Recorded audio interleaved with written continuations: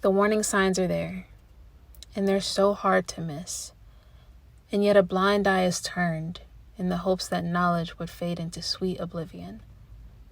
The history of substance abuse is ugly and very present, but somehow with this known, I find myself in the face of it, time and time again. With a blunt between my fingers chasing a high, and a drink in my hand to wash down the pain inside, I wonder if this is the way out, or if I'm bound to a future of helpless addiction, with a bottle of tequila wrapping its hands around my throat, and the smoke of weed poisoning my lungs. This isn't the way out. I know it isn't. So why do I keep doing it, over and over again? Please kick me out of this cycle. I don't like it one bit.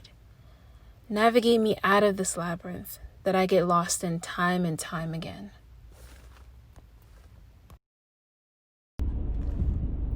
Hello. This is me in my car after filming this video for this poem. And I wanted to take a couple seconds to really, first of all, just tell you guys about it. But it was wrote based on when I was struggling with alcoholism and substance abuse. And the hard part about this poem, when I wrote it, was the fact that months before, I didn't even realize that that it was a problem, because I was going out every other night with my coworkers and my friends, and just going out smoking and drinking and having a good time. And even though it was disguised as that, I didn't even stop to think for a second until I wrote that and really felt it, that I was using all of that stuff I was using the sensation I got from all of those things to cover up and use it to escape what I was feeling, which was me not being over a lot of things that I had went through, and not wanting to come to terms with the fact that I was still very broken and very not okay. So it wasn't until I wrote this poem that that so many things correlated to this poem, because it wasn't just me that was getting affected by my addiction.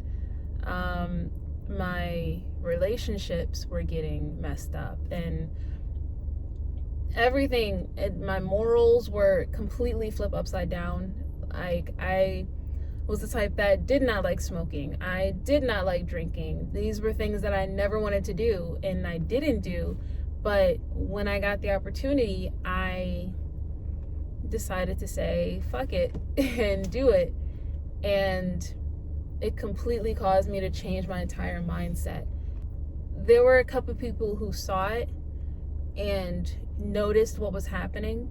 And it wasn't until it was almost too late and it wasn't until I hurt a lot of people around me with my actions that I originally thought was I just thought, okay, I'm, messing up my own lungs and I'm messing up my own liver. So how does this affect anybody else? But it wasn't until I saw just how much it was affecting the people around me, and how it was negatively impacting not only, my relationships, not only my mental health. It was actually making it worse because I was becoming dependent on these things. But I also realized that I was a completely different person from what I originally wanted to be. I found myself defending these substances and using them more than everything else in my life. And I realized if that's the case, if I'm sitting here defending wanting to drink and get drunk and barely making it home on the train at night when anything could have happened, and if I'm sitting here simply defending getting high just because I want to get rid of my anxiety and my depression for like an hour or two, I'm defending it when it's negatively impacting everything else in my life. There's a problem. Honestly.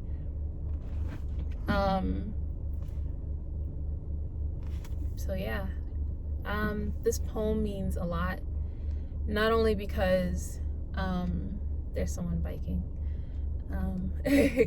but it means a lot not just because it was a very hard time in my life, because I've dealt with addiction before, but this felt a lot different, and it did a lot more to me than I thought that it would. Honestly. But yeah, I'm rambling. I should have wrote down what to talk about it, but I honestly feel like this is the best way to do it, and then I'll just copy and paste and do what I need to do.